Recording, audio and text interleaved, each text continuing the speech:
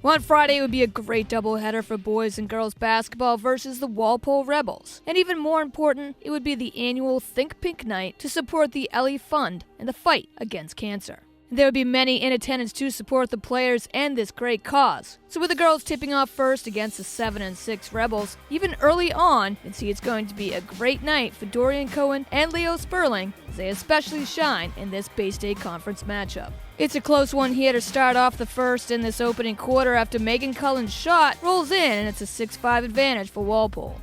But Leo Sperling with the theft gets the ball over to Dorian Cohen, and Cohen up the court, goes coast to coast, and sinks in the fast break layup to give Wellesley their first lead of the night.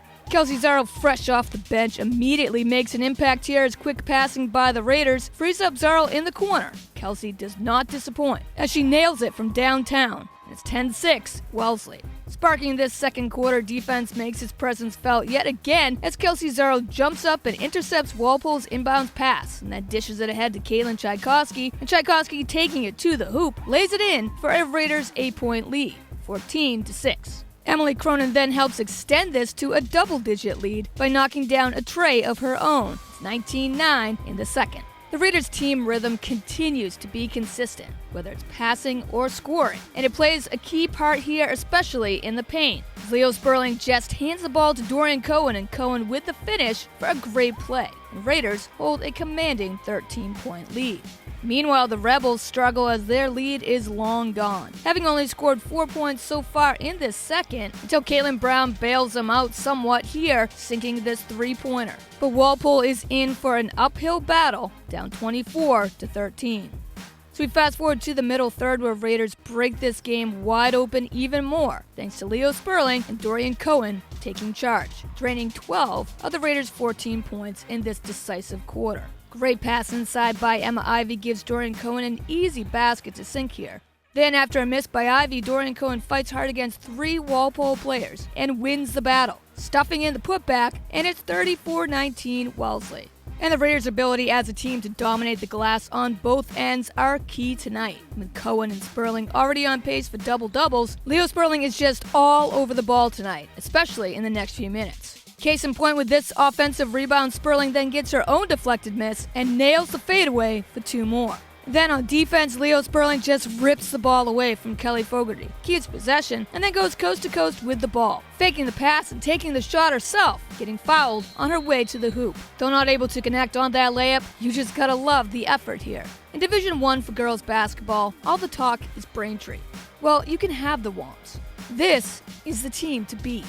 When you have the chemistry, the defense, the effort, and talent from the starting 5 to a stacked bench, well, the Raiders are extremely tough to stop. Leo Sperling would then make this an 18-point lead, grabbing, you guessed it, another rebound. And sinks in the putback, 39-21 Raiders. So opening up this fourth would be that same offensive tempo as the scoring will continue here for the Raiders. Dorian Cohen takes the pass from Emily Cronin behind the perimeter but drives baseline, gets the layup to roll in, adding to an already solid game with 16 points and 11 rebounds on the night. Leo Sperling would continue to impress, draining another corner tray. And then what a move inside the paint. Stutter steps, finds separation, and knocks down the jumper.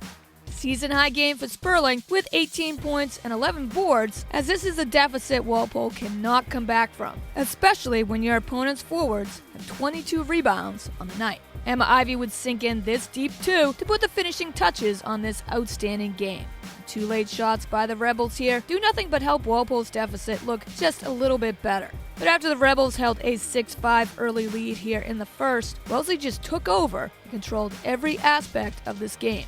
Raiders easily take the early game of this doubleheader. The girls defeat Walpole 49-39. So while the girls keep winning, unfortunately it's a different story here for the boys.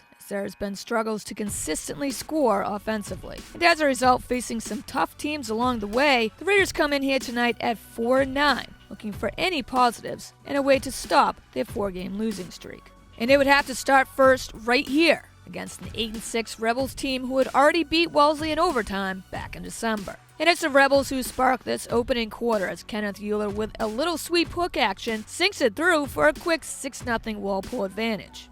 Down 9-1, Raiders get some much-needed points, and it's started by a great play and behind-the-back move from Jeff Gilbert, as he's still able to pass it to Jake Moen. And Moen's three rolls in. The Raiders are down 9-4. But after Kenneth Euler sinks two more in the paint, this next play highlights the rough night in store for the Raiders. As Kenneth Euler jumping up to grab the rebound tips the ball high off his hands instead, that deflection falls in for two. Crazy shot there that goes Walpole's way. Wellesley has to take a timeout. Out of that break though, Fred Stoudemire with a nice inbounds pass to Will Jackowitz helps close out this first, but Wellesley is still down by 9, 15-6. Down 24-12 at the half, the Raiders need something to spark them, and they need it fast. And this great defensive effort here by Jeff Gilbert definitely helps, as Walpole turns the ball over. And Wellesley takes advantage as Jack Wazell, top of the key, drives around defenders to the hoop, gets fouled, and won. And though facing a big deficit, the Raiders keep trying here in this third, and that effort does get results. Jake Moen passes ahead to Jeff Gilbert, who makes the basket and is fouled. But down by 14 points still, a huge three is key here as co-captain Tim Ray sinks it from downtown. 31-20 Rebels, but it's a somewhat manageable deficit for Wellesley here. Walpole, though, keeps finding answers in this game, and another tray is knocked in by Luke Estee. Soon after, making matters worse, besides being down 36-22 now, co-captain Tim Ray would go down with an ankle injury and be out for the rest of the game. This fourth and final quarter would be dominated by the Rebels, as junior guards Luke Estee and Isaiah Shepard would lead the way. And Wellesley, in the end, could not stop Walpole's offense, especially here in this fourth. And Rebels easily pull away here, taking this one by the final score of 55-33. Raiders take another tough loss and go to 4-10 on the season. Wellesley's schedule will not be getting any easier, as the next team they will face will be the Norwood Mustangs, the team standing on top of the Herget. So the matchup between Wellesley and Walpole would continue on into Saturday, as well as an extremely tight Herget Division battle would play out here on the ice, first place on the line. The 8-4-1 Raiders, having lost their last two games in a row, would only be leading the 9-2-3 Walpole Rebels by 2 points in the standings. So the fight for first place faces off here at Babson for the opening period. Wellesley starts testing goalie James Corcoran right from the very start, and they get some solid chances. But it's the Rebels who strike first when Ryan Birch lays a nasty hit on David Rourke. The puck ends up ahead with Patrick Donovan, and Donovan along the board shoots it from the circle, and James McKenna on the doorstep buries the putback. Walpole has a 1-goal advantage. But Wellesley, with just a few seconds left to this power play, ties it up just like that, when Kevin Ward from the high slot passes it to Owen O'Connor. The freshman rips the wrister glove side, and we're tied up at 1-1. Raiders then, on another man-up advantage, look to close out this first with the lead, but both Griffin Morgan and Teddy Goss are denied by Corcoran. So we head into the second still locked in at 1-1, till Liam McCabe's shot from the blue line goes wide left. So with a wide open net, Tyler Page hits post, but Owen Hunter, with daylight still in front, buries it into the empty net. Walpole is ahead by a goal once again, 2-1. So we head into this final frame, and still down by a goal, Carter Huff quickly changes that 16 seconds into this third. Huff along the boards fights for possession, and Carter kicks out the puck to Zach Doughty. Doughty's one-timer's blocked out, but Carter Huff buries the rebound top shelf, all while falling down. What a goal, as the Raiders, for the second time tonight, down by a goal, answer with a huge score. Carter Huff with the clutch equalizer, and it's 2-2. Later, though, Wellesley on their own offensive zone faceoff have a great chance here. But the puck finds the blue line all the way around the boards. And Patrick Donovan takes a loose puck. With one man to beat, Donovan's wrister goes through Griffin Morgan's skates, and Johnson's right pad finds the back of the net instead. Rebels have a 1-goal lead yet again. And with only 2 minutes left to this game, it's 3-2 Walpole. 2 different times the Raiders fought hard to wipe away a 1-goal deficit, and both times were able to net that key score. But in the end, Patrick Donovan's go-ahead goal would be the game winner instead. Walpole outlasts the Raiders 3-2.